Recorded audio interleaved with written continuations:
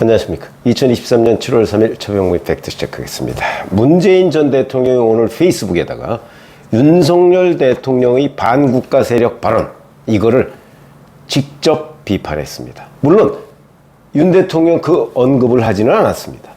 오늘 지난 6월에 출간된 평화의 힘 부제로는 문재인 정부의 용기와 평화 프로세스에 관한 기록이라는 책을 소개하면서 이렇게 얘기했습니다. 역대 정부가 평화를 위한 정책에서 일관성을 갖고 이어달리게 했다면 남북관계와 안보 상황 그리고 경제까지도 얼마나 달라졌을까 생각해본다. 공산권 국가들과 수교하고 북한과 남북 기본합의서를 체결했던 노태우 정부의 북방정책이야말로 우리 외교사에서 가장 획기적인 대전환이고 결단이었다. 김대중, 노무현, 문재인 정부는 그 정책을 계승하고 발전시켰다. 그럴 때 남북관계는 발전했고 상대적으로 평화로웠으며 균형 외교도 증진됐다. 그렇지 못했던 정부에서는 정반대의 일이 일어났다. 남북관계는 후퇴하고 평화가 위태로워졌으며 국민소득까지도 정체되거나 심지어 줄어들었다. 이러면서 아직도 냉전적 사고에서 헤어나지 못한 사람들이 많다. 이렇게 얘기했습니다. 누가 봐도 윤석열 대통령의 반국가 세력 발언을 겨냥했다고 볼 수밖에 없는 거죠. 윤 대통령 지난 6월 28일 한국자유총연맹 제69주년 창립식 축사에서 왜곡된 역사의식, 무책임한 국가관을 가진 반국가 세력들은 핵무장을 고도화하는 북한 공산 집단에 대해 유엔 안보리 제재를 풀어달라고 읍소하고 유엔사를 해체하는 종전선언을 노래 부르고 다녔다. 이렇게 얘기해가면서, 그러니까 종전선언을 주장했던 문재인 전 대통령과 그 정부 사람들에 대해서 반국가 세력이다. 뭐 이런 뉘앙스로, 취지로 얘기를 했던 거죠. 물론 윤석열 대통령의 반국가 세력 발언에도 문재인이나 또는 문재인 정부라는 표현은 들어가 있지 않습니다. 그걸 뭐 겨냥했다고 봐야죠. 가장 최근에 종전선언을 주장했던 사람은 문재인 전 대통령이었으니까.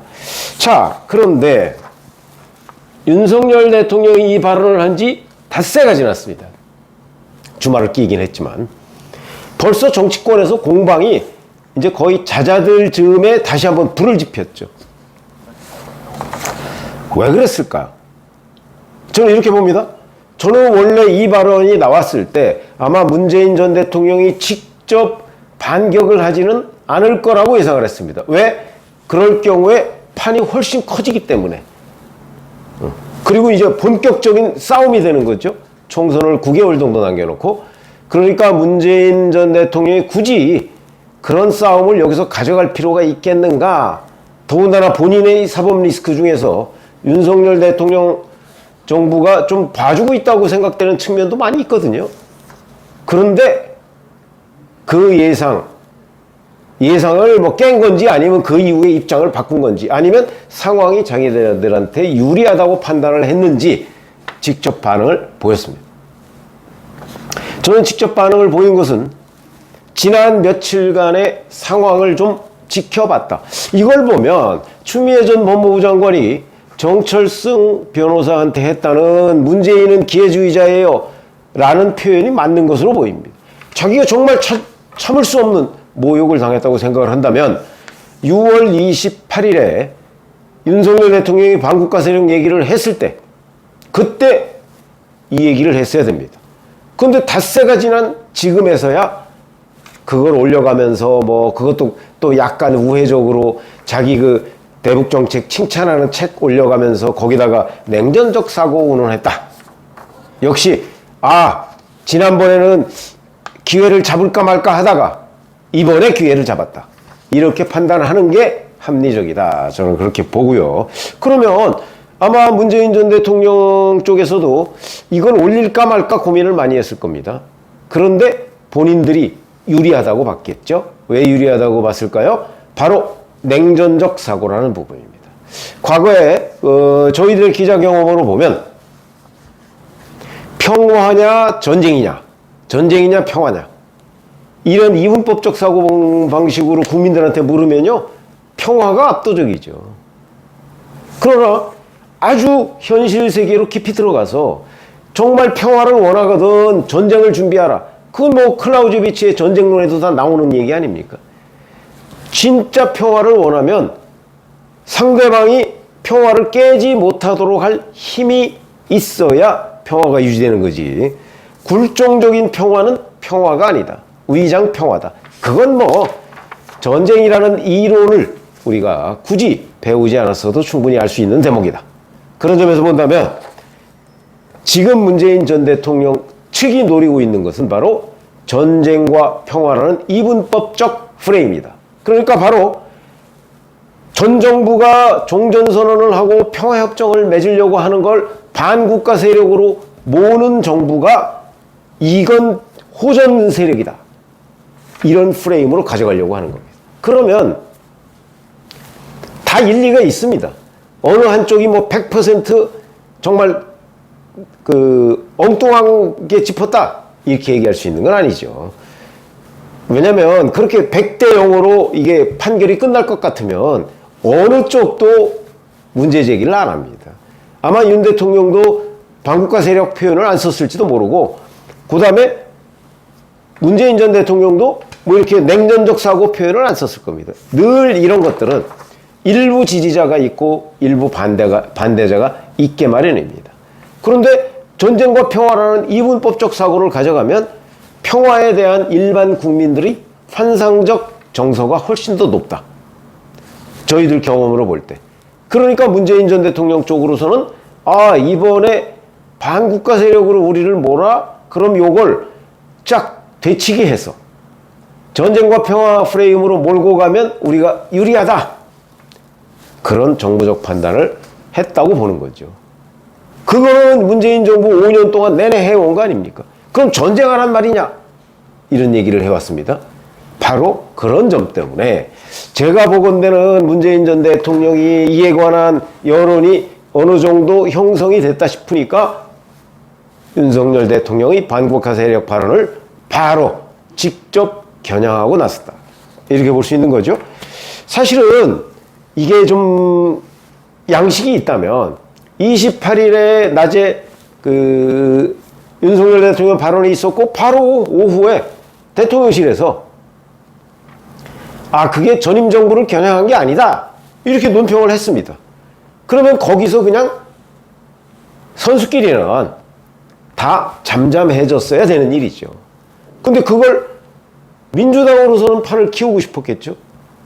그러면 사실은 국민의힘에서 정무적으로 보면 이 부분을 톤다운해서 넘어갔어야 되는 것이 저는 정무적 판단의 최선이었다. 근데 그렇게 하지 않았습니다. 이게 이제 진영 대결이 되다 보니까 민주당 진영에서 윤석열 대통령의 대통령실에서 뭐 그렇게 좀 해명 아닌 해명을 했다 그러니까 그걸 공격하니까 바로 그래 니네 반국가 세력 맞다 이렇게 되니까 판이 줄어들지도 않은 거죠. 그래서 판이 계속 유지가 되다가 문재인 전 대통령의 판을 다시 키운 겁니다. 키우면 자기네들한테 유리하다고 판단을 하기 때문이죠. 그럼 이제 진짜 누구한테 유리하냐? 아마 제 유튜브 보시는 분들은 윤 대통령이 훨씬 유리하다 이렇게 보시는 분이 계실지 모르겠으나 저희 같은 기자들이 볼 때는 이런 식의 냉전적 사고냐 아니면 종전선언 노래 부르고 다니는 사람은 반국가 세력이다. 이런 사고가 더 국민적 지지를 많이 받느냐. 저는 늘 말씀드리지만 전쟁이냐 평화냐 하는 이분법적 사고에서는 평화 쪽이 많은 국민의 지지를 받습니다. 뭐 얼마나 더 많이 받느냐? 그건 뭐 큰 차이는 안 날 겁니다. 왜? 전쟁과 평화라는 개념은 사실 조금만 더 깊이 들어가면 불가분의 관계거든요. 평화가 뭐 공연히 유지가 됩니까? 전쟁을 했으니까 유지가 되는 거죠. 그렇게 보시면 되고요. 그런 점에서 본다면 이미 용산 대통령실에서 전 정부 겨냥 아니다. 그래서 약간 톤다운을 했음에도 불구하고 문재인 전 대통령이 기회를 놓치지 않고 윤석열 대통령의 반국가 세력을 공격을 했다. 그건 판을 키우는 것이다. 근데 뭐 선거, 뭐 9개월이면 아직 뭐 많이 남아있으니까 그런 걸 두고 굳이 문재인 전 대통령 측의 도발, 이 도발적 행동이거든요. 이런 도발에 대해서 제가 보건대는 뭐 사실 굳이 반박할 이유도 없다. 저는 그렇게 봅니다. 그렇게 되면 또 판이 커지면서 굴러가게 되는 거죠.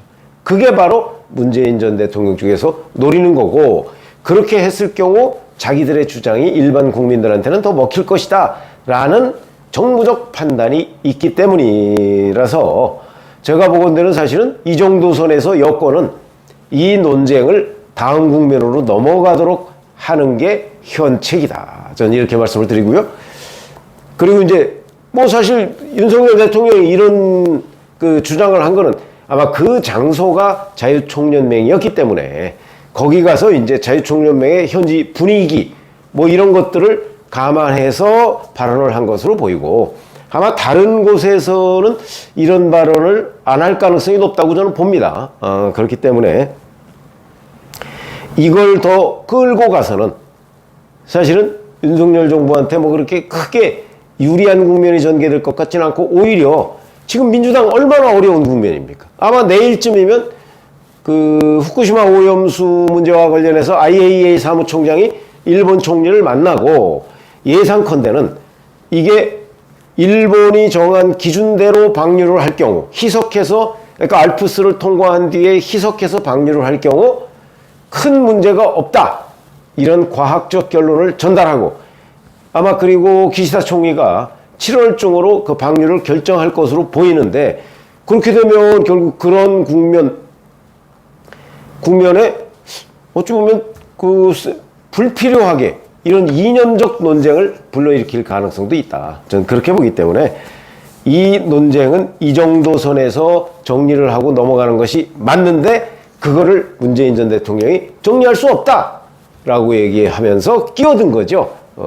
이 끼어든 것은 문 전 대통령 측으로서는 나름대로 정치적 계산을 했을 테니까 그 계산이 빗나갔다는 것을 보여주는 것도 어찌 보면 진영 대결에서 승리하는 길이다. 연구를 좀 더 여권이 해봐야 되겠다. 뭐 이런 생각을 하게 됩니다. 고맙습니다.